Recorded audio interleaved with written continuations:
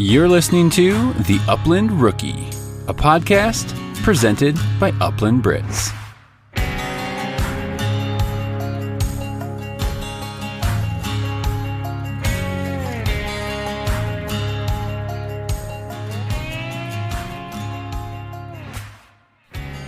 What is up, rookies, and welcome to episode number 4 of the Upland Rookie podcast presented by Upland Brits. Whew, we made it. Episode 4. I can't believe it.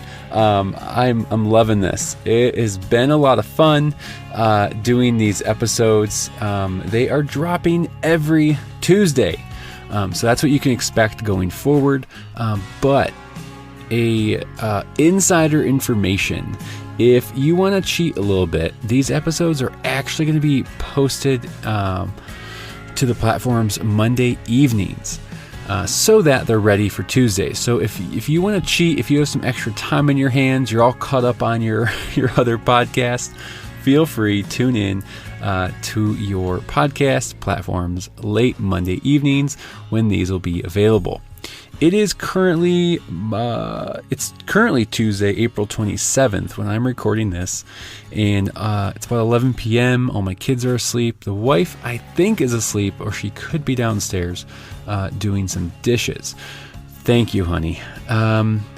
This episode, we talk with Cade Springston, and his Instagram account is Hunt2Live.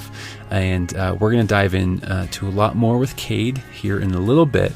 But first, I want to thank my sponsor, Eukanuba Premium Performance Dog Food. If you want to get the most of your dog and your training sessions, you need nutrition that holds nothing back. Eukanuba's new Premium Performance lineup is built with nutrients dogs need to help unleash their maximum potential. That starts with providing energy that matches their efforts, supporting optimal nutrient delivery, and supporting post-exercise recovery.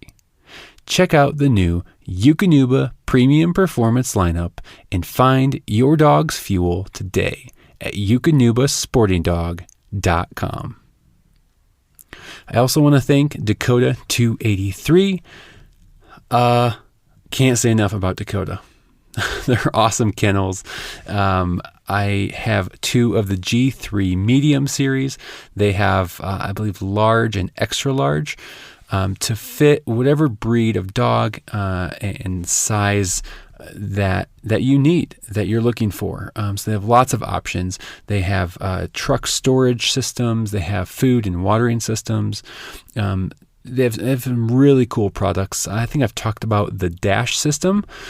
It's just a water system, so no food container built into that. But I run the Dash system year round, not just in hunting season, but it is the daily driver for my dog run on the side of our house.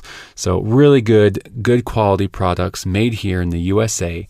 If you were going to order anything from Dakota, use my promo code TUR10 for 10% off your order at dakota283.com. Now, we're going to jump right into the episode in just a minute, but first we're going to do a listener question. I had it pulled up here somewhere. Oh, found it. David Harriet. I think David's asked another question too in the past. So David, thank you. What type of off-season training work do you do? Great question. Currently, again, we're in late April. I'm working on roading my dog still. That's going to get more intense coming up here in the next few months. But I want to keep my dogs in really good condition heading into September.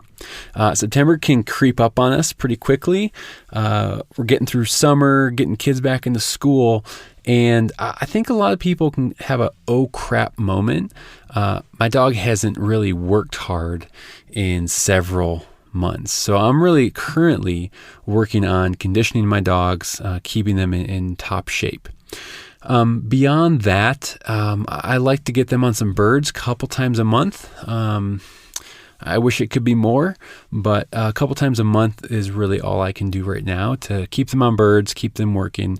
So I'll go out with my mentor, Jeff, a couple times here and just work my dogs on some pigeons and keep them fresh. Gage right now, I am working on... I force fetched him last summer, and so I'm just kind of just going through some just some refreshers with fetching. So we'll toss bumpers like every day after work or early in the morning. Gunner has been a lot of obedience. Currently, he's actually off at training, and that was just a couple weeks ago. I sent him. So it's just been a lot of recall work, a little bit of whoa and steady work with him. And so just some basic stuff that I like to do with my dogs kind of year round, not just in the off season and not just during hunting season. So David, I hope that answers your question. I hope that gives you some ideas. But again, roading your dog I think is really important. The last couple seasons, I just started roading my dogs like just before season, maybe a month out. And this year I wanted to start a little bit earlier. I just want my dogs, again, I don't know if it's the standard I have in my mind or whatever you call it. I want to head into the hunting year with my dogs just ready to roll, ready to hit the ground. In Nebraska, especially because we're going to hit Nebraska hard. So we're going to jump into the episode. This is number 4 with Cade Springston. Enjoy. He seems awesome. So, well, you've got a hell of a lineup, though. Yeah, I know I've been surprised.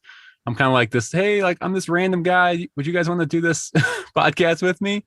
And everyone's been like, hell yeah, like I'd love to. So.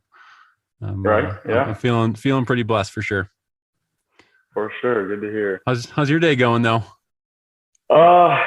It's been pretty good. So our Wi-Fi went out. I work as a project engineer. On a construction site, and our Wi-Fi went out. So today I was working from home, which wasn't too bad. But when you're working from home, you don't get too much work done when you have the dogs around. Yeah. And I'm playing with them, and I'm always trying to train my dog. Get a little bumper work in with them. So yeah, it's a pretty good day here. Been raining off and on. So okay, yeah, no dude. complaints. Yeah, no, that's hard when again there's pros and cons to working from home. It's, right. I've felt both of them. It's nice to kind of be away. I got 5 kiddos and a couple dogs, so for us when I'm home, it's zero work is getting done. I'll just say that. Right. Yeah. I don't know. It's pretty crazy. Yeah, I don't know how people have done it COVID. And everything. Yeah, but pretty much everyone's working home and able to spend time with their families and dogs, which is good. Yeah, so, yeah, that's been good, man. Yeah, it looks like you've been working with your dog quite a bit. It looks like you're doing some force fetching or retrieve work. Or what are you up to there? Yeah, I'm doing what I can. I actually don't have a collar right now. My collar broke, so I'm waiting to get a new collar. I'm looking at the Garmin Alpha 200. Okay, nice. So once I get that in, it'll be a lot easier to train them. So it's required a lot of patience of me just to work with them without a collar, being a German Shorthair and all. Oh, absolutely. Running around, squirrely. Yeah. Were you telling me, I think it was maybe a few weeks ago, we were talking about this, and do you not run him with a collar, or you haven't run him with a collar? Or is that someone else? Hunting I have. My dad has an extra collar that I use. So sometimes hunting I do, but most of my training's been without a collar. And I think the biggest thing for my dog and I is just bonding. And he kind of knows how the pace in which I hunt and how we hunt together. So he just listens super well, even without the collar. But dude, that's once awesome. I get the collar, we'll dot our T's and cross our T's and dot our I's. And it'll be a lot better and easier with a collar. But yeah, I haven't been running him with a collar since I got him. So other than a handful of times, but that's really amazing, man. I know, myself included. I would be so nervous if I didn't have a collar on my dog. So that is really cool that you guys have that trust built, and you guys kind of have that level of, I don't know what you want to call it, but that's awesome. Yeah, I mean, sometimes if we're hunting with other dogs, I found that he gets a little competitive, so he's always trying to get out in front of those dogs, and then he's sometimes bumping birds. So that's the one time I really do need a collar. But when we're hunting, just him and I, he's real close. He doesn't quarter too far and go out there and bump birds. So That's it's awesome. just him and I. It works pretty well. But yeah, with Yeah, other dogs, I don't know what it is. I think it's just a competition thing for that's him. He's trying to get his interesting. birds first. Yeah, That's really interesting. Yeah. yeah. I haven't, to be honest, I haven't hunted with a lot of multiple dogs on the ground. A couple times I have, and I think I've seen that what you're talking about. There's a little bit more of a competitive edge, like you're saying. But yeah, I wonder if I'm sure that's just natural for dogs to be like, hey, that's my bird. I want that one. Right, just like people. Yeah, Oh, yeah. totally, Trying to get the bird first. 100%. Yeah, and my dad has a Brittany, so lately our Brittany's kind of been doing the same thing. She's a little bit competitive and still be on point, and she's been bumping some of his points. So he's been breaking off his points. So definitely when I get that collar, I'm gonna kind of hone him in again to whoa and hold on those points. So yeah, I definitely recommend a collar. I'm only doing it because I don't right now have the money for a collar. Sure, just got a sure. new place, so I'm Yeah, buying furniture and all that. But totally, man. definitely get a collar. I'm sure it makes it so much easier, but Oh, thus absolutely. far I've been able to do it without. Well, that's awesome. Well, hey, we're going to get into a lot more, just talking about your dog and training and all that. But let's back up a little bit. Put us on a map right now. Where are you talking to us from? And So I'm in the Kansas City sorry, Metro. and who are you? Just give us a little overview of who are you? Okay, all right. My name is Cade Springston. I'm Hunt to Live on Instagram, so you can find me on Instagram at Hunt to Live. But yeah, my name is Cade Springston. I live in the Kansas City metro area. Overland Park to be exact. I've lived in Kansas City or Kansas pretty much my whole life. I was born in Hayes, Kansas. That's where my parents went to college. So I lived there for a hot second. And that's ultimately where my dad's love of upland hunting started. But lived there for 6 months, moved to Overland Park for about 8 years, and moved to Wichita, and moved back to Kansas City, Missouri, where I graduated college. And then I moved to Granby, Colorado for a year because I didn't know what I wanted to do post graduation from high school. So I worked at a ski resort for a while. And then ultimately I decided to go to K-State. Right on. And now I'm here. So Now I you're graduated back. from K-State. Okay. Yeah, now I'm Right back. on. That's Graduated this awesome. past December. Yeah. Yeah. Just recently, right? Yep. Dude, that's great. Are you, is Kansas is that where you want to be long term, or are you, I know you have a connection to Colorado and you do quite a bit of the snowboarding out here, right?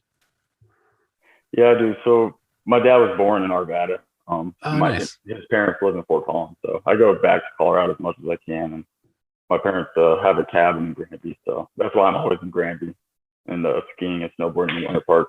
Yeah. That's So awesome. that's where you'll find me if I'm not in Kansas. Yeah, totally. You did you bring your dog out when you were out here in Colorado not too long ago, right? Did you have your dog out here with you?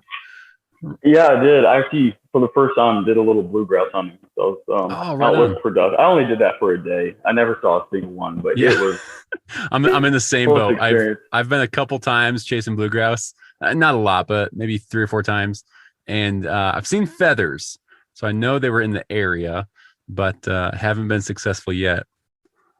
Yeah, I don't know what it is. The grouse hunting, I'm just not too good at. I really just take the pheasants and ball whites because I know where they're at. If there's like milo or corn or Sure. like a little sunflower patch, I can kind of pick out where the birds are going to sit at. Well, yeah, Grouse, I mean, you they can figured go it out. anywhere. Oh yeah, you Yeah. figured out the game of roosters and bob Right. whites. So Yeah. it's a confidence thing too, because there's this like, oh, I can pick out this field and pick out this area, and I know I'll find birds. So that's a good feeling.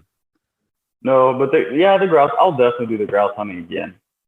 It was so cool just walking through the aspens when they're turning that golden hue. So were you out there in September then? Yeah, I was. Okay, Yeah, nice. the second or third weekend in September. Right on. I only did it for a day, and then the rest of the time I fly fish.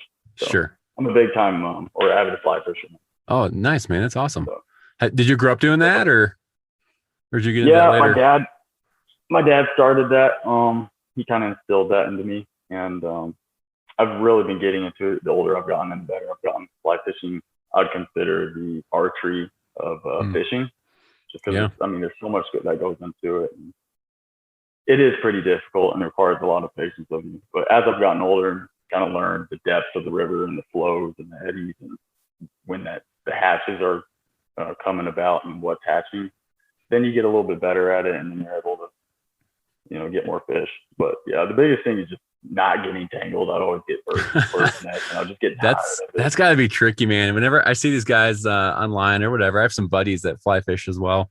And it looks amazing. And every time I see something, I'm like, I would get this huge old rat's nest and I just worry about all the line. And but it looks like a blast, man. No, it is. It's cool just sitting in the stream. If you're not casting anything, it's just gorgeous sitting in the middle of the stream, just swinging it out there. Yeah.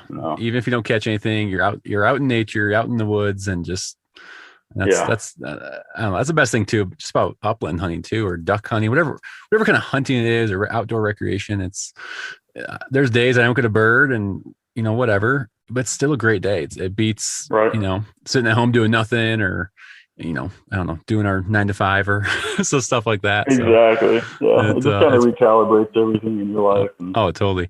Hey, I think this was you. Do you rode your dog on a longboard? Or is that someone else? I do. You do? Okay. Yeah. I remember seeing something a while back. I rode mine on a mountain bike, and I do a couple times a week when it's nice out. And I've got it down pat now. I feel confident. There's some sketchy times if he sees a bird or something. But I saw you on this longboard and I'm like, dude, that's another level. Yeah, I want to recommend it if you don't have good balance. I definitely recommend a helmet. I don't wear a helmet. It's pretty stupid. But come on, man. Yeah, I know, right? Safety first. No, I grew up skateboarding and longboarding and snowboarding and all that. So I was like, you know what? I think this would be a good idea. So I hooked my dog up to the harness and I just let him fly, and we're just flying down the road. And I've clocked him at about 15 to 20 miles an hour, and he's holding it for 2 miles just down the road. So, and it's funny because in Manhattan, when I did that a lot, there'd be a lot of people driving by and they'd slow their cars down just to film it, put it on Snapchat or Instagram. People always get a kick out of that when they see this hound just booking it, beast mode tracking. Booking it. Yeah. We'll do that. It's good for his pads, kind of build those up, and then his endurance as well. But I'll do that, and then I'll ride my bike as well with him, or run because I need to get exercise myself. Yeah, I know, totally. I feel kind of like I'm cheating when I'm on the bike because I like him to pull me because it's harder for him to just to pull. So I'm like, oh, this is great. He's building up some muscle, some cardio, all that. But then I get these looks all the time, like, and we're in a pretty urban city area, so this is very unusual. Sure. So people give me these crazy looks, and I was like, "Hey, how's it going?" Just rode my dog. But I was gonna. That's how bird dogs are. Oh yeah, totally. I was gonna ask with roading dogs. Do you know? So again, where I'm roading my dog, it's a lot of pavement. I mean, there's not a lot of rocks, and I've heard like you should get them on like rocks and gravel to kind of get those pads toughened up. Are you finding, so are you on concrete or flat surface, or are you trying to get on gravel and stuff like that? I am on concrete. I don't really, when I'm longboarding, I'm not riding on the asphalt road because there's a lot of rocks and I don't want to eat a rock and just bend it. Sure. I don't want to crash and burn. So usually I go for the sidewalks, but you know what? I don't know. I don't purposely try to build up these pads. I know it's good. I hear different yeah, things. I've heard different things. But I definitely won't take him out when the sun is just being down as hot. I don't want to burn his pads and do that to him. So a little bit of both. Yeah. I don't want to. He has tough pads as it is, so I don't really need to do it. Yeah, but that's good. I've heard it does help, but yeah, usually about a month before, usually about August time, I'll try to find some gravel areas and gravel trails that I'll try to just toughen them up a little bit before September hits. But awesome, dude. Let's jump into hunting a little bit. How was this past season for you? And what it sounds like Bob Weiss and pheasant are kind of your main bird you're chasing, or tell us a little bit about this past season. Yeah, so this past season is probably one of my better seasons, not because of the sheer bird numbers and what I saw, just because I got out a lot more with COVID and everything, and with my senior year of college, so I kind of finished the semester earlier. But I started off the season doing some prairie chicken hunting. K-State is in Manhattan, which sits in the Flint Hills. Gorgeous. I mean, I recommend K-State. If you're thinking about going to Kansas, go to K-State. That's Emo all the awesome. way. That's awesome. But yeah, there's so in September I went out and chased prairie chickens. I never saw one, but I walked the Flint Hills and it was amazing. And then again, I just don't know what I'm doing as far as grouse. Like I said, Sure. I can pinpoint where the pheasants and the quail are going to be because I've done it my whole life, and they're usually around feed fields. But this grouse hunting is just a different beast because like it's just this vast open landscape, and you just don't. It's like finding a needle in a haystack. You don't know where. Pretty much, yeah. So yeah. Yeah, I did a little bit of that in September. It was never fruitful. And then come November, second week of November, my parents live in Dodge. So I went down to Dodge for opening weekend. We have a party that normally comes out, and we do that. We do that every opening weekend, and it was pretty good. And then every other weekend after that, I pretty much hunted every single weekend, just because I was able to do school from home and then hunt every weekend. So it was awesome. Yeah. That sounds great. Just to be able to get out there consistently with your dog and again, like you said, even in September chasing prairie chickens, even though you didn't find anything, I'm sure it beats than doing a lot of other things. Right. And so the funny thing about that is there's a zone in Kansas, the southwestern unit, that you can't hunt the prairie chickens there. Oh, that's right. Yeah. Lesser prairie chickens. That's where I saw the most prairie chickens. And I probably saw the most prairie chickens in the last 5 to 10 years. Really? Was this past season? Yeah. I probably saw close to 300 to 400 prairie chickens. So were you seeing them? Were you seeing them when you were out chasing pheasants? Yeah. Okay. So I wasn't out looking for them or anything. Sure. I saw a whole bunch. So that's good to see. Yeah. So real quick question on that. Do you know why that zone is closed down to prairie chickens? I just think the numbers are hurting really bad. Okay. So they're trying to bring it back a little bit. Yeah. And I'm not sure if it'll ever open up back up again. I don't know. But I don't know if it's farming practices or grazing and burning. But they're just hurting in that unit a lot more than the other areas in Kansas. Gotcha. It's really just the lesser prairie chickens. Sure. So did you ever, prior to this season, did you ever chase or target prairie chickens prior, or was this your first time? I've shot 2 prairie chickens in my life, and the last one I shot was probably 10 years ago. So, oh wow, and that was north central Kansas, and I wasn't hunting them purposefully. Okay, hunting, it's kind of inadvertent while you're pheasant and quail hunting. So I shot one there. Actually, the first one we were driving out to a pheasant spot near Stockton, Kansas, and we saw them flying from roost into a feed field, and I ran out and hid behind a hay bale.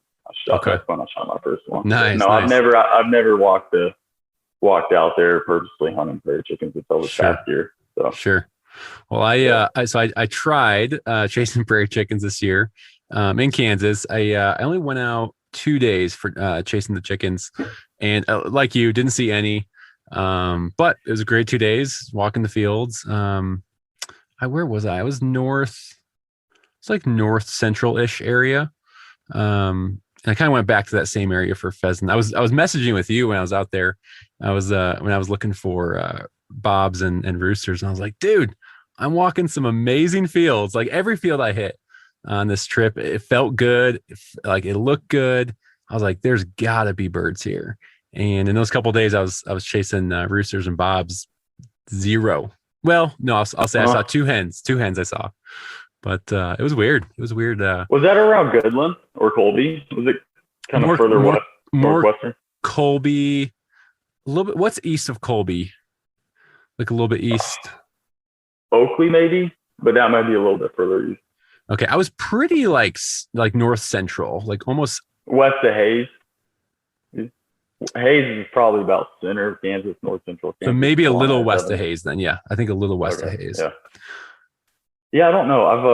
I've hunted around Colby a long time ago for pheasants, and I've heard great things over the years. I never really had too much luck the 1 or 2 times I've went. But as far as prairie chickens, I don't know. Yeah, totally. Who knows? That is not my own forte, really. Yeah. Not to say I won't go out again and do it. But, oh, sure. Yeah.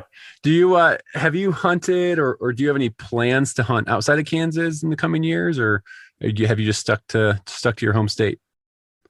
Yeah, so this year, my dad and I, we might be planning a trip to southwestern North Dakota. He knows a coworker's husband grew up on a farm up there, so we might be we might go up there early part of October or late part of October and do some hunting.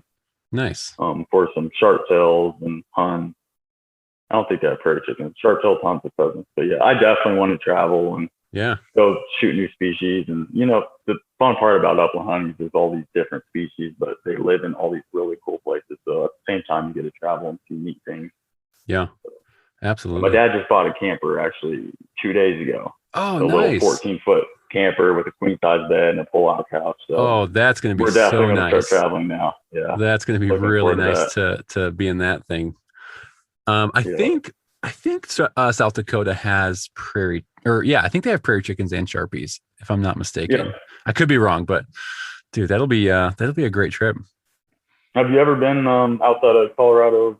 I heard you hunt Kansas and Nebraska, but have you ever gone outside of? So I've hunted So Colorado, Kansas, Nebraska, and Illinois, but it was preserve hunting in Illinois. So I don't know if I'm not going to count that as wild birds, but sure. So those are the only places I've traveled outside of where I live currently. Do you have any plans to go anywhere else? I do. I have some big plans. I'm getting it all approved by the wife still. Right. But this year I am September. I'm going to do a couple day trip back to Nebraska, chasing sharptails. Had a great time. It was my first year chasing sharptails last year. Went early September, and it was kind of dumb luck how I stumbled across these birds. I was way like north central Nebraska. But as soon as I found, I was doing a lot of research on like what to look for and all that with the birds. And I was walking for probably half the day, didn't see anything. And I remembered, is it Tyler Webster from the Birds, Booze, and Buds channel? He talked about those little berries, those little red choke cherries. So I'm walking and I finally see a little patch of them. And I'm like, oh, this is awesome.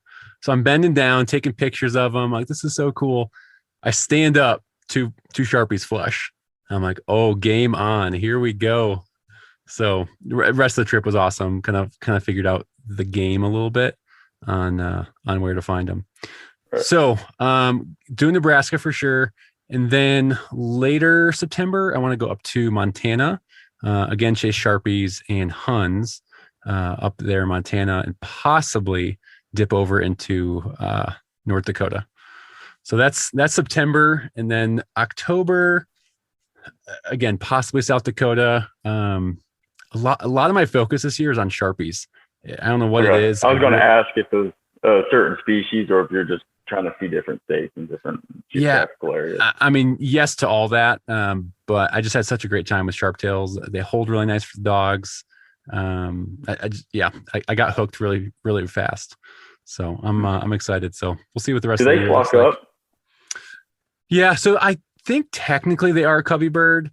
I was seeing them flush in probably 3 to 4 birds at a time. So I guess you could call that a covey. Okay. Yeah. So probably like prairie chickens, I'm sure. I know that the prairie chickens early season September, that's probably when you're going to get the best dog work because they're in singles and doubles and they're not in those huge leks. Yeah. And then later on in the season when it gets colder, I think they all group up just to stay warm. Exactly. Survival reasons. But yeah. The other thing with Sharpies is, again, I figured out on this hunt in September was south facing slopes. Every group I saw was on a south facing slope. And going into it, I knew that, and I was like, I'll see how true this is. I was kind of skeptical, but sure enough, man, these birds, south-facing slope every single time. And I was like, wow, there's something to that. I think that they're just warming up. They're just kind of just chilling out in the late morning. So it was pretty cool. In the morning. Yeah. That's awesome. It was, man. It was awesome. You plan on, so sharptail is your favorite species? Is that what you're primarily trying to go after for the most part? Or so Sharpies, okay, so that's a loaded question. Sharpies, I think, have become my favorite species. Okay. Maybe. Pheasants, I mean, if you would have asked me early last year, I would have said pheasants, no doubt. But once I got a taste of Sharpies, I'm kind of hooked. So I don't know if I'm migrating over that way or what, but Pheasants are probably a very close second right now. Okay. And when you say taste, how do they actually taste? I know they have a really dark meat, and I've eaten prairie chicken before, and I'm a little iffy on it, and it's probably because I overcooked it. I heard you're supposed to cook it like you would with waterfowl, kind of leave it on the little rare side. Yep. Um, 100% agree. I'm no joke. I think I posted a picture a while back on this. So I cooked it that night after I shot a couple on the tailgate, grilled them like salt, pepper, and some butter. yeah. Like rare for sure. And it was like steak. No joke. It was by far my favorite game bird I've had. Now I haven't had a lot. I've only had pheasants, some waterfowl, and bob whites. So I haven't had a huge plate of upland birds, but these were phenomenal. Awesome to hear. Yeah, I'd have to say quail are probably my favorite tasting game bird out of all. And then a pheasant is a close second, but I've only ever had the upland birds that are native to Kansas, is bob white, pheasant, and the 2 prairie chickens I've shot. But I'm sure sage grouse and sharp-tailed taste good too. I was going to ask you about sage grouse. Do you have any desire to go after a sage grouse sometime? Yeah, I do. I've just never really considered it because there's all these other species I want to chase. I've really gotten hooked on the quail.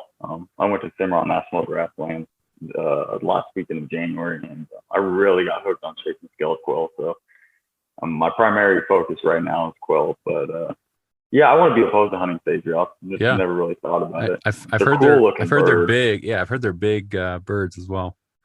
Right, they're like they call them the bombers. Basketball, or the bombers. Yeah, exactly. Yeah, I'm sure they're hard to bring down. Yeah. All right, going back to your hunting season. Well, first off, so you talked about quail. You love chasing quail. How are the scaled quail down in the Cimarron? And talk about the Cimarron trip. Oh, it was great. I totally recommend it. If you want to get as far west and as wild as you possibly can in Kansas, I go to Cimarron National Grasslands.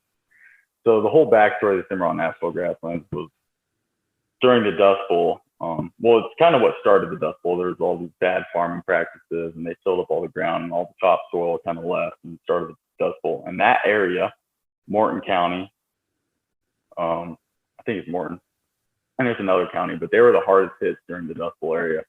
So it was all just bluegrass or blue stem, just normal native prairie grass, and then all turned into sagebrush and then yucca plants. It's pretty just desert-like foliage.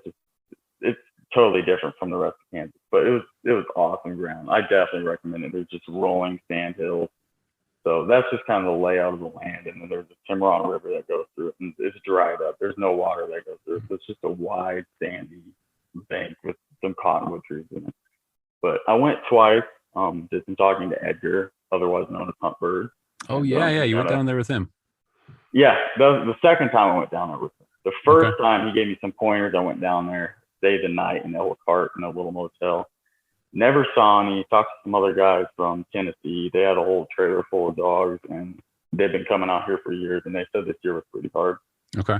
And also went into the ranger station, and they told me that, well, I went in, the guy asked me, like, what are you hunting? I was like, scaled quail. And he just laughed at me. I was like, oh, no way. This is going to be a tough hunt. Oh, no. Like, yeah, the birds are, the scaled quail are hurting pretty bad this year. Wow. I don't think they got the good rains, or the rain came at the wrong time during the hatch. And real quick, are there other quail in the Cimarron, or is it just scaled? There's bob white, and I think there's this season. He was telling me the bob white to scaled quail ratio is 4-1. So there's bob white is 4, and So I mean, and you're going to find most of the bob whites along the river bottoms. Sure. So the second time we went down with it was my dad. He came down. The first time I went down by myself and my dog just to try it out. Second time I went down with Edgar and his hunting group. He had 2 other guys, Dan Rowe and another guy named Jason. And then my dad came down with us, and we met up. We hit about 2 or 3 spots. I guess you're supposed to walk these guzzlers. So they put these guzzlers out there for water for these birds, and you just do big looping circles around them. Because usually the birds in the morning, they roost around that and get their water, and then they come back in the evening. These guzzlers. Are they like those big cattle guzzlers, or are these specific for like smaller game? They'll go around the cattle guzzlers or like windmills, but these are specifically for wild birds. So they're just like a 4x4 little frame, 2x4s, and then some aluminum on top. Gotcha. Okay. And then it kind of trickles down in this little dish that they drink out of. But yeah, that's where the birds are supposed to be. I think we saw two. They came up pretty wild. We found some fresh poop and feathers. We found the roost site. We found a bunch of poop in a circle, and we saw two birds get up pretty far. I've never seen scaled quail before, so I wasn't sure. They're a little bit bigger than Bob White, and they have a longer tail. So that's what threw me off. These birds got up and flew like a quail, but they were gray and they had a little bit longer tail, so I just couldn't tell. And anyways, even if I knew they're scaled quail, they're just a little too far out. Sure, so, sure. I mean, out of the 2 times I went, I only saw 2. So Okay. after we walked a couple spots for the scaled quail, we decided to hit the river bottom, and we got into a few coveys of quail, which is, they're pretty cool down the river bottom, because the scaled quail, or not the scaled quail, but the Bob White coveys are a lot smaller because there's no feed down there. So they have smaller coveys, and they're actually smaller bodied. Oh, really? Yeah. So we got 4 or 5 Bob Whites in that trip, but it was still cool. It was so cool nonetheless. Oh yeah, sounds like a great trip. Yeah. How is the again, I'm just asking this off of what I've heard from other people. Is the is like the thorns and the cactus and the, like, are you booting your dogs? I've heard it's bad. How bad actually is it? That's what I heard before I went down, and that's where roading probably definitely comes in handy and would definitely help with that. There's definitely a lot of sandburrs or goat heads, cactus everywhere. They even have those cholla cactus. They're really cool looking. They're big, spiny looking cactus with yellow flowers on them. But if your dogs have tender feet, I'd definitely boot them. I'd end up booting mine just because he has pretty thick pads. And did he do all right? Did he just kind of plow through it? No, I only picked a few thorns out of his pads. Oh, nice. He hunted hard. We didn't take our Brittany because she has pretty thin skin and her pads just don't hold up very well. So if you have a dog that has tender feet, I'd probably boot him on them. Yeah. Okay. Yeah, it's definitely gnarly. Probably some of the gnarliest country in Kansas. Sure.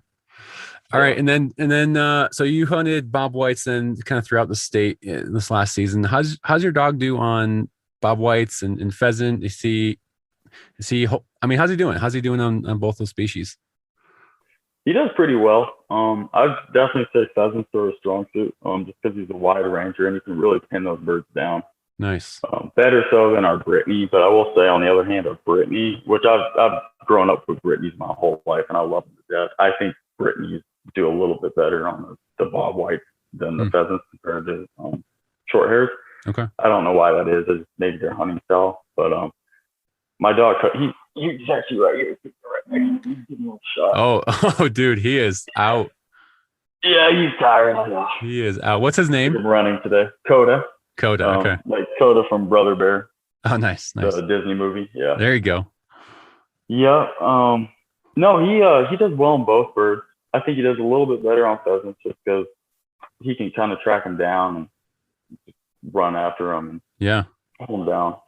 Better for whatever reason. So a couple questions. So one, how old is Coda? And two, tell me a little bit about, so if you grew up with Brittany's, what led you to pick up a GSP? So Coda he'll be 2 April 28th. That's actually my dad's birthday. I got him from some guy in Tonganoxie. He just loves his female so much. He wanted to breed her out and keep one of her puppies. So I got him for $300 actually. Oh, wow. Real cheap. Yeah. That's awesome. And I planned on getting a Brittany. I actually had a reserved spot for a liver female Brittany out of Ring Neck Ranch. And that was supposed to happen. The pup was supposed to be born in September 2019. And I went out, I saw this Facebook post of German short hair puppies. Like, you know what? I want a bird dog. I just want to go out and see some puppies. So I went out, and it's only 30 minutes from where I was staying out in Tonganoxie. And I mean, that is the first mistake I made. You know, if you're going to go see a puppy, you're probably going to leave with a puppy. You are coming home with that puppy. So yeah, I never planned on getting a German short hair. But like I mentioned, I always grew up with Brittany's. My dad's always been a Brittany guy, and I don't know. I just saw him and I really wanted him, and I think German short hair just kind of matched my hunting style and the pace at which I hunt. And also, I've been getting into waterfowl hunting. Not that German short hair, they're not the greatest. I want to say they're the go-to dog for waterfowl, just because their coats don't hold up well in the winter. Sure. He's better in the early season. I know quite a few GSPs that do both. They do upland hunting and do waterfowl pretty well. Right, and that's why I wanted him, or a German Shorthair, because they're pretty versatile, and I like how they range a little bit further. Since I'm getting into grouse hunting, I think that would be a little bit better for grouse hunting. That'll lend a couple more ground. That'll lend really well if you hit some grouse and stuff. Yeah, but nothing against Brittany's. I love Brittany's. If I were to get a second dog, I'd probably get a Brittany. Really nice. Or another German Shorthair, but I like to mix it up.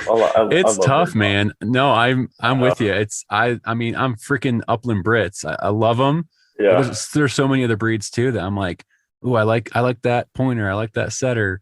There's so many different breeds. I would love to have someday and, hunt over and see their style and stuff. So there's so many good breeds out there. Yeah. There's a dog for every style, every hunter, and every species of bird. That's great. Yeah, no, there really is. I was going to ask if you do any other kind of hunting. Do you do any like deer hunting? I know you said waterfowl. Do you do any big game hunting as well? Yeah, I do it all. If I could get out in the outdoors, I'm out in the outdoors. Either a fly rod in my hand, a gun, or a bow. I've shot a few deer in my life. I've done archery hunting once, and I was absolutely hooked after I got my first deer. My first deer was a pretty cool story. I left the blind. I was pretty cold. I was not dressed for the weather. I was like, you know what, screw this. My dad was out pheasant and quail hunting while I was sitting in the blind. I was like, I'm not seeing deer. So I left the blind, started walking back. I was in the middle of this alfalfa field, and I could see through the trees that there was this buck with his head down, following a hot doe. So I took off my backpack so I could crawl through the field, and I got to the edge of the field, and he's coming my way.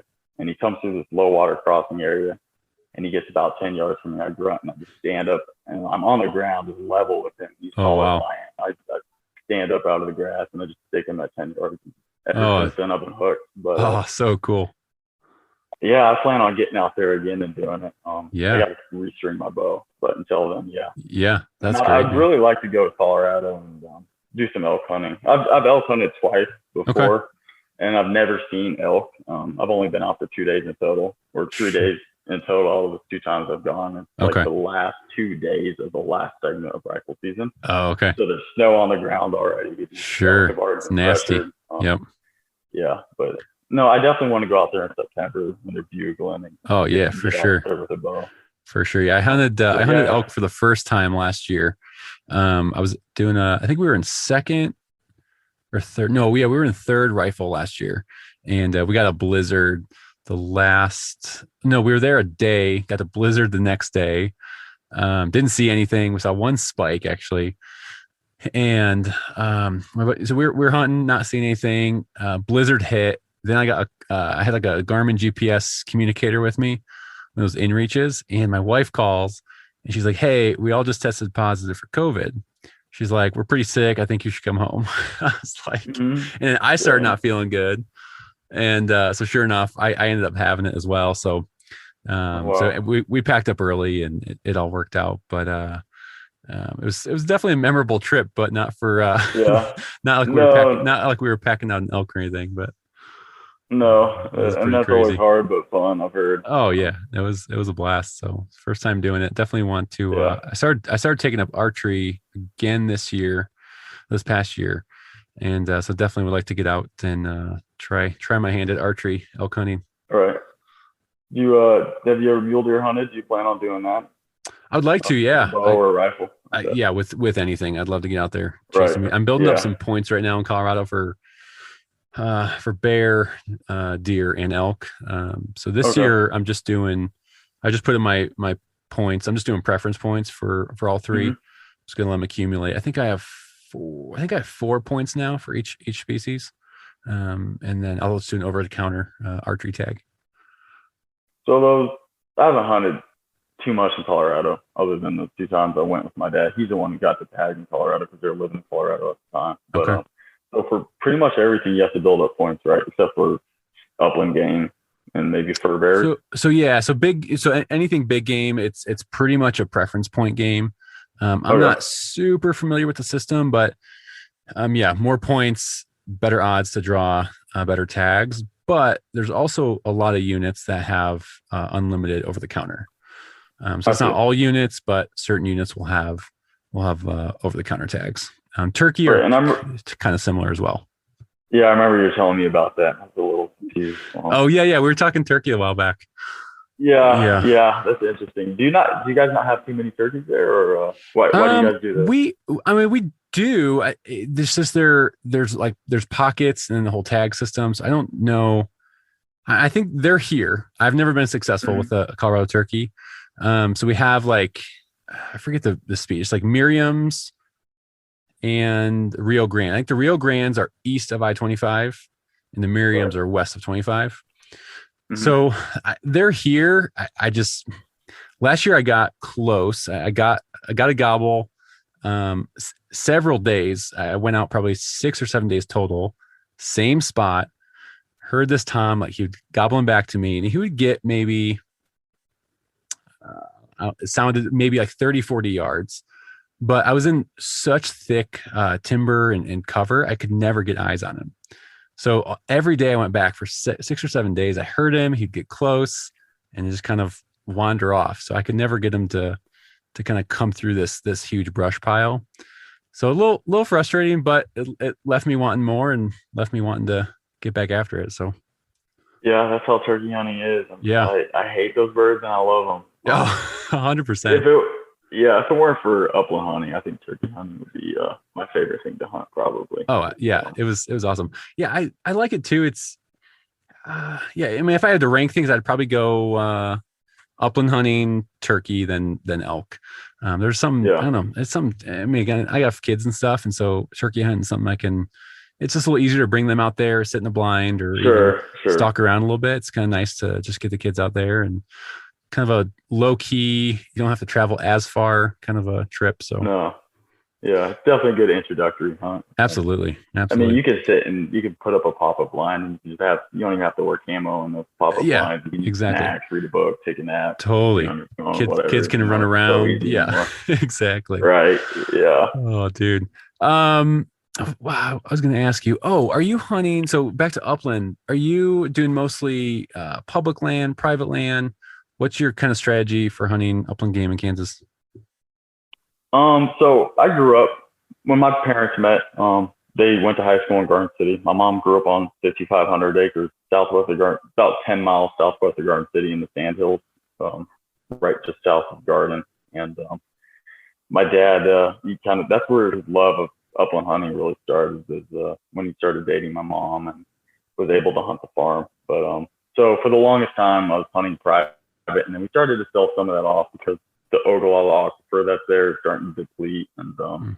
they're predicting within a few decades that the water won't be there. So we've been selling off a lot of land. It's Sunflower Electric and other power plants. But yeah, for the longest time, it was primarily private, and we do some public hunting. Like I said, my dad went to college around in Hays at Fort Hays State, and there's a lot of good hunting ground in north central Kansas. I think some of the best public Sure. hunting ground is probably that north central area. Yeah.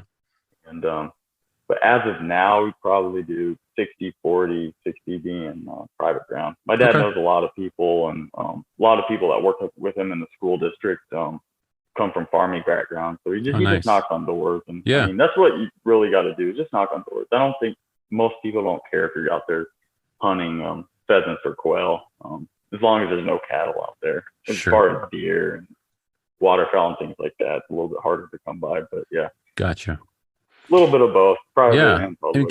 Kansas has a ton of public land too. I was looking at the Atlas and Onyx, and it's pretty awesome the amount of walking access land they do have, which is pretty cool.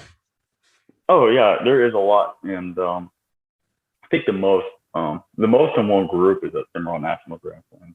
Just Okay. national grassland, but Sure. yeah, Kansas has done pretty well with that.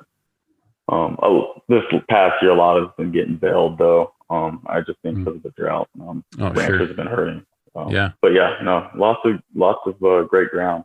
Yeah. How's it Yeah. has your spring? Do you pay attention to the weather pretty closely in the spring, summer, like during the hatch, or you just do you not really follow that too closely? No, I do. I definitely think that's a huge indicator of how the season's going to go. And that's, we kind of keep a journal and make note of that. We kind of track how many birds we shoot, and then we match that to the weather patterns that happen that year. And Nice. Nice. I don't think it matters how much rain, but when they get rain. So this past, not this year, but the year before, we got a lot of rain. I think probably record-breaking rain in the spring, and Okay. a lot of stuff was flooding. And then about end of June, early July, it just shut off, and then there's nothing. Nothing. And the birds Dang. were just hurting, I think. So I think if you just have a good steady rain throughout the whole summer, so nothing too crazy like a Yeah. monsoon, Like no hail. Yeah. right? And it has to time up perfectly with their hatch. Sure. I think that's a big indicator to their success rate. Absolutely. But yeah, I definitely keep track of those rain patterns, especially in certain areas in Kansas or wherever you're going to hunt. Just watch. Absolutely. Wherever they're getting rain, good rain. That's Yeah. where you should be hunting. That's something I want to try to get a little better at. Is I haven't done that. I've heard of guys doing it and kind of just like you said, tracking it a little bit, and then kind of matching it up with the season ahead and seeing if there's any correlation. So it's something I definitely want to try a little bit more this year. Right. Yeah. Hunting all year round, whether you're training your dogs or tracking the rain. Yeah. Yeah. I mean, you're always preparing for the season. Every short window. Every year I'm doing this. I'm learning that exact thing. This is not just a September to January thing. This is a January to January thing. Exactly. If you're going to go out there unprepared with your hands in your pockets, you're going to get your butt kicked. Exactly. So, hey, you mentioned it a little bit already. I want to ask you about this thing called the Log of Lies, a little journal. Tell me a little bit more about that. I was on your blog, just looking through some of the posts, and there's some cool posts on there. Is it mostly your dad that's posting or writing these articles? Are you doing any of it? Tell us a little bit more about this. Yeah, so the Log of Lies started by my dad, and it's just the old spiral notebook that he started back in college, back mid-'90s or early 90s when he was at Fort Hays State. And he just started journaling every hunt. So every hunt, whether it's successful or not, whether he got his limit or just a few birds, he'd write it down, just kind of things that would stand out, would stick out to him.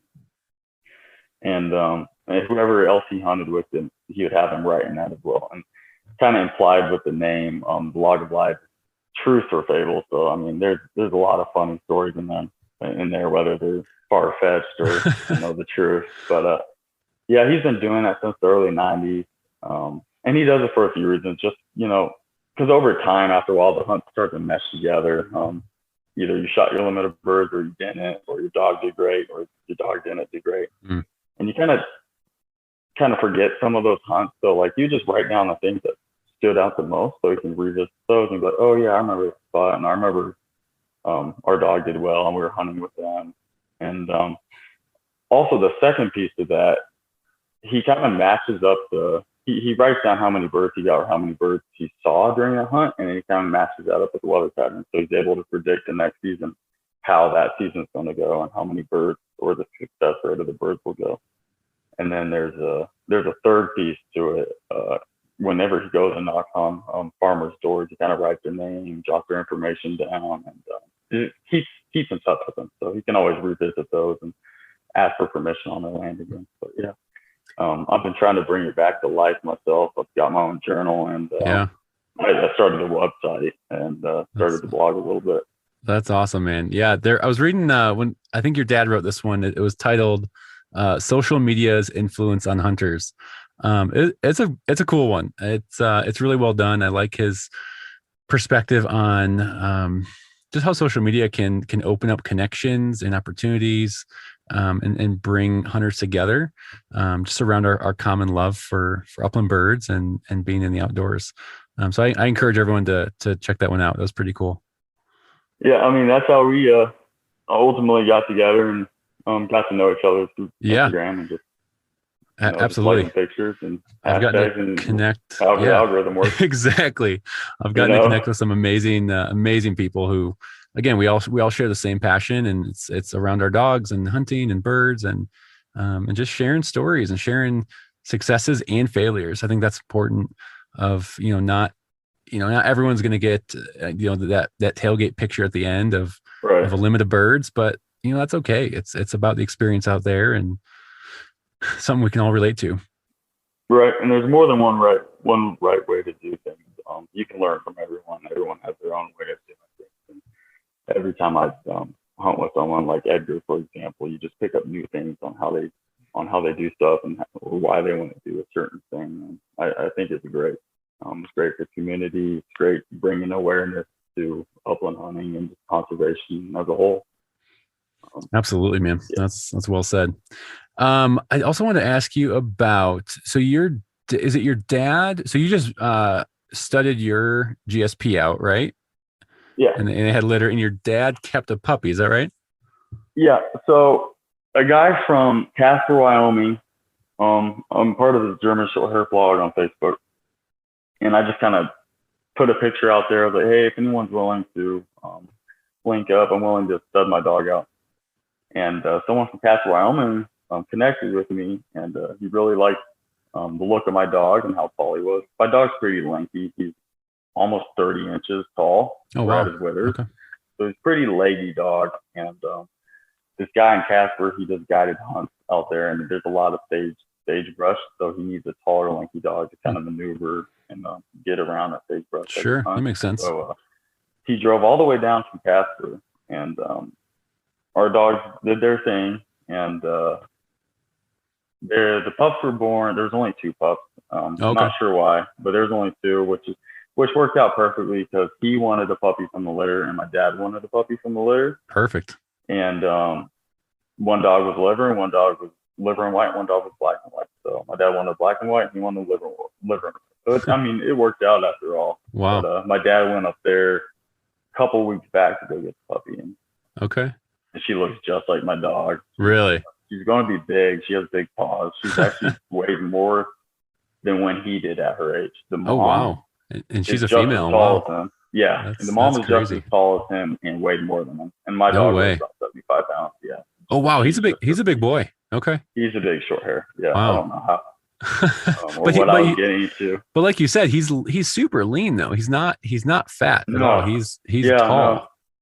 And that's how his mom was. She was super skinny and just really built. So that's cool. He just kept growing. I was like, I think he's done growing. No, he just kept taking off. I was like, he's getting a little too big. Because I was living in an apartment at the time. I was like, this is when's this dog gonna stop? I know. I really like Coda's face because his face is it almost all black? It is all black. It's cool. I really like that look. That's a cool markings he's got. Appreciate it. Yeah, his markings are actually almost symmetrical. So the guy that I got him from, they called him Saddle because he had a perfectly symmetrical saddle on his back. He has a nice patch that's symmetrical on both sides. Oh wow. He has really cool markings. His daughter, the pup that my dad got, she actually has a bridle down the middle of her face, but she doesn't have an all black face. Has a bridle just like a Brittany would. So okay. It's really cool looking, and her face looks just like his. Spot on. It's kind of funny. Well, that's awesome. Like father, like daughter. Yeah. Right. So I'm excited to see them together. Oh, for sure, man. Oh, so you said he just picked her up not too long ago, a couple weeks ago. Yeah. Okay. Yeah. That's good timing, though. Granby. That's good timing as far as hunting season. She'll be several months old by the time September, October roll around. Yeah, he's a little concerned because she'll be about 10 months old. So every other dog he's gotten he started their dog, his past pups around 6 months was their first hunt. So this will be a little bit later. So a little bit older, yeah. He's not sure about that, but he has a friend with him. They're going to get pigeons and raise them well. So they're going to definitely get them on. And I mean, he lives in Dodge City, so he's got access to run dogs anywhere where there's birds. Nice. I mean, nice. You can leave the front door and be on the piece of property with pheasants and quail in like 10 minutes. So. Stop! Don't tell me that. Just don't tell me that. It was so jealous. Fun season being able to do online schooling, and they're just like, you know what, I'm going to take a break and just go out and field it too. That's so nice. So. I mean, here in Colorado, to be on pheasant from where I live, it's probably 2 hours and 50 minutes. To be on pheasant, maybe a little bit less, and then quail, probably similar, probably talking 3 hours. So that's just in state Colorado, and then Nebraska is not that much further. Kansas isn't that much further either. So Well, that's not too bad because where I'm at now, I'm going to have to travel a lot further. If I want to go to where my parents are at in Dodge, it's going to be like a 5.5 hour drive. Oh, wow. Okay. I'll be driving throughout the night. Oh, for sure. I mean, there's hunting closer, but the better part of hunting is, I'd say, or west of Wichita and around Hayes. Okay. So, yeah. Gotcha. So I've gotten both my Brits.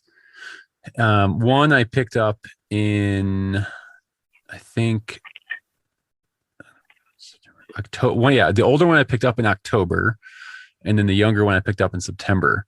So they didn't obviously hunt at all that fall. So they've been almost a year for their first hunting season. And I mean, the younger one, he hasn't even had his first season yet because I just got him last September. So I'm excited to see what he's going to put together. But yeah, he's about 9 or 10 months now. He'll be 1 in July. And then my older one, Gage, same deal, but it didn't seem to faze him at all. I mean, his first season, he was just about a year, and he did really well. So there's hope. Yeah, really good looking Brittany. I do have to ask that the younger one is a French Brittany, right? He is. Yep. He's a French. He is a whopping 31 pounds. Oh, really? Is that how big they normally get? Yeah, they can range. Everyone I talk to, including the breeder, thinks he'll top out at maybe 34, maybe 35. So he'll fill out a little bit more, but and maybe get a little bit taller. But he's tiny. He's a tiny boy. Yeah, but that's a good size. No, it's good. It doesn't take too much space in your house. Oh yeah, that's the nice thing about the Brits is. Yeah, just easy when they're in the house, which isn't too often, but when they are, you don't really notice them too much, which is nice. Yeah, Brittany's are easy going compared to short hairs. I had no clue what I was signing up for when I got a short hair. They're just wild. They're just totally wired differently. Or Brittany's are a lot more laid back, and I've noticed with the short, maybe it's just my dog, but he is super needy. He has to be in my lap. Really? He's like a shadow. It's ridiculous. Is that kind of the breed in general, or is that just dog specific? I think so. From some of the things I've read and people I've talked to, I think that's how short hairs go. They just always got to be around you, and they're pretty inquisitive. He's always watching what I'm doing. I'm in the backyard, like digging or picking up dog poop, and he's trying to help me out. He's digging or picking something up, trying to get my attention. Oh man. Yeah. It's funny. I think people outside of hunting dogs and all that, because when we were going to get a Brittany for the first time, Gage was my first hunting dog, and I said, hey, we're getting a Brittany. Every person I talked to was like, oh, they're so high strung, watch out, they're crazy. I'm like, okay. Like I was getting a little nervous, and with having 2 of them now, it's like you said, I mean, they're super chill. I mean, I had golden retrievers growing up, and they're honestly kind of resemble them a little bit, pretty chill and relaxed. And so I don't know if it's just a misperception or what it is, but I haven't experienced the high strung Brits yet. Do you think it got easier when you got a second dog, so they could keep each other occupied and like kind of play around and not get into things and tear things up if they're alone by themselves? That's a good question. I hear that a lot from people. I have friends of mine who said, hey, we're getting a second dog because of that, because I want them to tire each other out and blah, blah, blah. I don't know. My personal opinion is that actually they get amped up more when they're together. So they're on the side of the house. Oh, and in the house, but even in the dog run. So our dog runs directly on the side of our house, kind of next to our living room. And there'll be nights where we're watching TV and it sounds like there's a wrestling match, like body slams, like garbage cans are falling over. Like it's intense on the side of our house. Right. And they're just being dogs going at it and having fun. But I don't know. I've been seeing more of this, like they're constantly amped up, which is good. Okay. Like it tires each other out. But I don't know. Because when it was just Gage, I mean, it was like paradise. It was like, he didn't whine, bark. He was super chill. So maybe that was just him, or I don't know. But there's a lot more noise now with the team. Sure, I could totally see that. Yeah. And I'm ultimately going to get another dog. I mean, who doesn't want another bird dog? Oh yeah. But I was thinking because we we've been watching my girlfriend's coworker's dog, and every time that dog comes over, they just play. We throw him in the backyard, and they just tire each other out. And then whenever he comes back in, he just sleeps the whole time. That's good. But if he's just by himself, especially if we go to work and we leave him home alone, he just gets into stuff. So my thinking was, if we had another dog, they just play with each other, as long as it's just not tearing up the house, because I can totally see how they just amp each other up and keep going at him. Exactly. Things get destroyed, hardwood floors get crashed. I mean, you name it. Oh, 100%. So you mentioned, again, second dog. Everyone wants more dogs. I'm already talking to my wife about a third dog, possibly. So if you go with a second dog, what's it going to be? Oh, that's a hard question. I've been thinking about that. And I have to talk to my girlfriend about it, because she wants another dog. She has a miniature poodle, and she wants a standard poodle now. So. Oh, okay.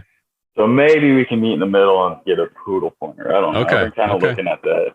I don't know how they do on upland birds. I heard they point, but they have to get they don't lock down as well. That's what I've heard. But I mean, they'd definitely be good for waterfowl hunting, I think. They have that'd be great.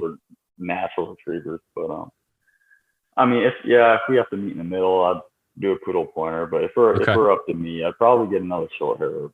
Okay. But, the two you like, and that's what I'm familiar with, and sure. I just think they're great dogs all around. They hunt well. They're great family dogs. So absolutely. But I also have on my radar is a drop or a wire hair. Nice. Which I'm not too keen on. I guess the wire hair and the drop are there's differences. Okay. If I'm wrong, but I guess the wire hair is the American version, and the drop is the true German bloodline. Oh, okay. I get a lot of flack for that. I didn't know that. They're two different communities. Okay. Yeah, that's how it is with the bird dog world, I guess. I love how passionate people. I love how passionate people get about their bird dogs, because I think I got the best dogs in the world. The guy down the street thinks he has the best dogs in the world. He think exactly. Everyone. And there's no right or wrong. It's all personal preference and that's totally fine. Yeah, as long as you have a good dog that I mean, ultimately they're your babies, your house. Oh dogs, like at the end of the day. So as long as you just have a good dog that you can deal with day in and day out.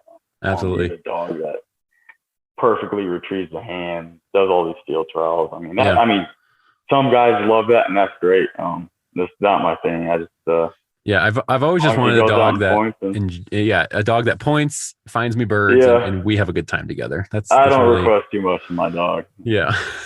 Be a good boy and just not get into the trash too much. Yeah, exactly. Actually, it's funny because we were supposed to do this last Friday, and I get home. Oh, and that's my right. dog didn't come out to greet me. Normally he does. He's all wired, going crazy, running around, bringing shoes to me when I get home. And he didn't come to me when I walked in the door. I was like, okay, something's up. So usually when he does that, I know he got into something. Oh no. Because I don't pay him. Usually he does pretty well. But some days if I don't get him out and he doesn't get exercise, he gets into stuff. He gets a little bored. His mind gets to wandering. He just gets into stuff. So I get home. He didn't greet me at the door. I'm like, oh boy, he got into something. And I walk into the spare bedroom because we closed all the other doors and we let them lay on the spare bed. Because there's nothing for him to get into. And I get in there and there's just wrappers everywhere. They're all Kit Kat wrappers. My favorite You sent me a picture, man. There was candy everywhere. Oh, it was ridiculous.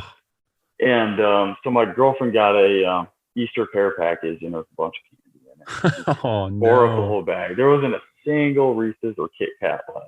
That's kind of amazing, though, that the wrappers were left and the candy was out of the wrappers. That takes some skill. I don't know how he did it, but he picked them out, and there was some wafer and chocolate crumbs everywhere. It was a huge mess. And I picked up dog poop yesterday, and I saw something shiny. I said, "What is that?" And then under thorough further investigation, I saw that as a Kit Kat wrapper. So he did eat a few Kit Kat wrappers. Oh, I bet. All said and done, I took him in, and we gave him something to make him throw up, and it was charcoal paste. That kind of coats his stomach and makes him have really bad runs. I mean, their runs just like black tar. Jeez. They're going all the time. Wow. You can actually buy that stuff at Tractor Supply. Oh, really? Tractor Supply or Orchlands or other places like that. You can buy those kits to make them throw up. So I definitely recommend that. Ever since that, I went out and bought one. That's a good idea. What's it called again? It's a charcoal paste. Okay. And it comes with a syringe. Can't remember the name of it, but it's a charcoal paste for dogs. And then what also works is hydrogen peroxide, 3% or less. So And I then have used there's a I have ratio. used that before. Yeah.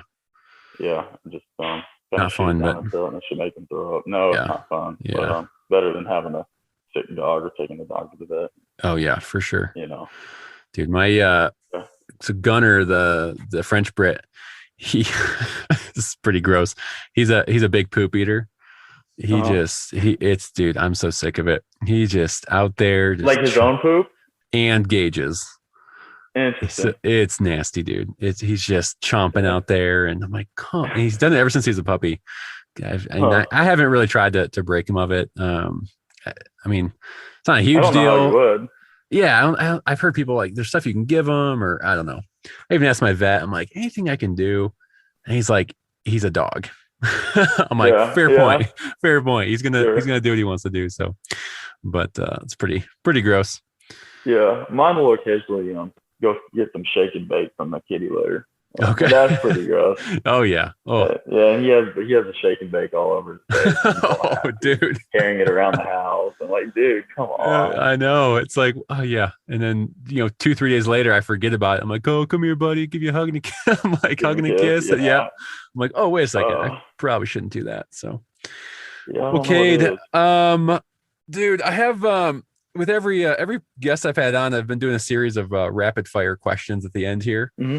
And so I'm just gonna rattle off a couple things, and you just give me your quick response. All right. Some of these we've probably already touched on, but we'll give it a try. All right. So, are you picking upland hunting or turkey hunting? Upland hunting for sure, just because of the bird dog work. If you could hunt turkeys with a bird dog and they'd point turkeys, it'd probably say turkeys, but that's okay, not how that goes. So. Awesome. I know we talked about this a second ago, but if not a GSP, what's your second favorite breed? Definitely Brittany. Brittany. Okay, dude, yeah. You're a good guy. What gun are you carrying out into the uplands with you? So I grew up with Benelli Nova. My dad got that for me 10 Christmases ago. So I've been shooting that, and that's a heavy gun to carry and hard to swing. And then, is that the pump or is that the semi? That's the pump. Yeah, okay. I have one of those. Pump. Yeah. Yeah, it's a good gun for waterfowl and turkey hunting and everything else. But as far as like upland hunting, that's a little too heavy to carry in the field. So he gifted to me his Benelli Montes Ultra, which is actually 2 years older than I am. So he got that thing in like 1994. Oh wow! And I've been using that, and that's a great gun. He's kept it clean, no rust, no dirt, no dust, none of that. So right now, that's what I'm using is the Benelli Montes Ultra. Okay, 12 gauge. 12 gauge. Yep. Okay, nice. You haven't went over to the 20 gauge realm yet? No, not yet. Okay. Maybe one day as I get older, and I don't know. It would probably be an over under. If I were to get it 20 gauge, it'd probably be an over under. There you go. Awesome. Yeah. All right. A solo hunt with just you and your dog, or a hunt with a couple buddies? A couple buddies. I mean, the camaraderie makes everything to upland hunting. Just kind of shooting the crap with the guys, and just having a blast. And on the same hand, you can cover a lot more ground, and if they have bird dogs, even better. So yeah. Other types of hunting, I prefer to be by myself. Like turkey hunting, I do a lot of run and gun hunting. I don't like to sit too much. I like to go to the bird, call. If he gobbles back, I'll meet him halfway. So typically on those type of hunts, I like to be by myself because I'm so fast paced and I like to do a lot of army crawling. And some of my friends, they don't like to do all that. They'd rather sit and get. Yeah. They're like, thanks for the invite, but we're busy that day. No, right. All right, just two more. Favorite bird species to hunt? For the longest time I said pheasants, but I don't think you can beat a cackling rooster as it turns and hits the sun on its breast. I think that's so cool. That's the best. Others, but I think lately I'll probably say quail. There's just so many different species of quail. I think 7, and it's on my bucket list. I plan to go hunt all 7 species. So far, I've hunted 2, and that's awesome. Only shot 1, but I think next year I'm gonna try to go after the scaled quail again. Hopefully I connect on a shot. Yeah, for sure, man. You just get better dog work with those quail. Yeah, I've heard that. I haven't hunted a lot of quail. I've done just the bob whites, but everyone I talk to says you get better dog work. They hold better. And so I saw just last year was my first ever wild quail I ever shot. And it was really cool seeing the covey flush, and it gets your heart racing. The first one I ever saw, my buddies already took off a couple shots by the time I got my gun up. It happened so quick, and they're fast little birds. And it just scares you. I mean, it kind of startles you when they get up, and then you can relocate them after that, and you get the singles and the doubles, and that's when it really gets fun. You can kind of start definitely pinpointing them. Absolutely. That's awesome. All right, last question. Bird hunting or snowboarding? Oh, bird hunting all the way. Okay. Snowboarding is fun, but you can't be, walking through a field with a gun in hand with the dog in stride. There's nothing better than that. My favorite thing to do. I agree, my friend. I agree.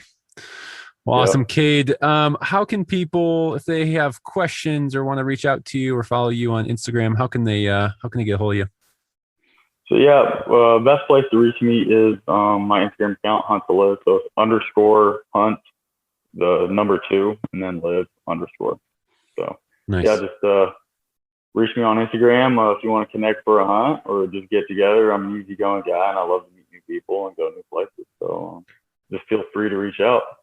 Dude, that's awesome. Dude, that is awesome. Thank you so much for your time, Cade. I've really loved this conversation and just getting to know you a little bit more, and just talking dogs and bird hunting. You got me fired up for quail again now. Yeah, right. Oh, I appreciate you having me on. I hope we can do it again or connect for a hunt. Maybe we'll have to meet absolutely in Kansas, which will probably be 5-6 hours for both of us. So yeah, that would be a halfway point. Absolutely, man. Yeah, I'm glad love you're doing this. Try my luck at Kansas again. And thank you so much. I'm definitely going to have you back on. And really appreciate your knowledge. And I'm sure we'll be talking to you again soon. Sounds good, Will. All right, man. You have a great night, and we'll talk to you later. All right, you as well. See ya.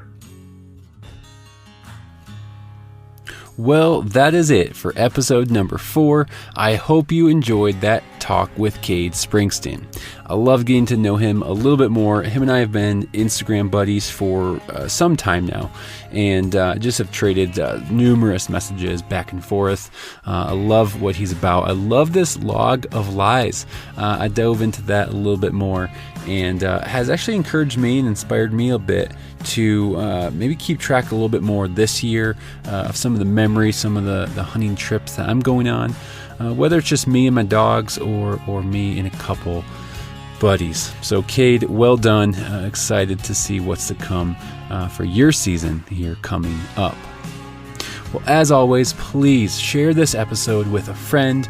Tag us on social media at the Upland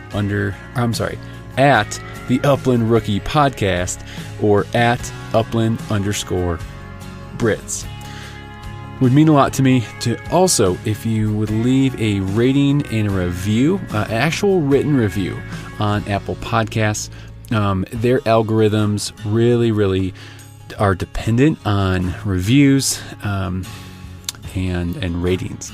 And so for this podcast to get out to more people, more hunters, more rookies just like you, that would mean the world to me. As of today, I think I was up to around 18, which I'm pretty excited about. I think episode 2 only just dropped today. So really excited and thankful that you all have taken the time to do that. I just can't stress that enough. I think that's all I had. Remember, if you're not fortunate enough to hunt or own a Brittany, any bird dog is better than none. Take care, and I'll see you next week.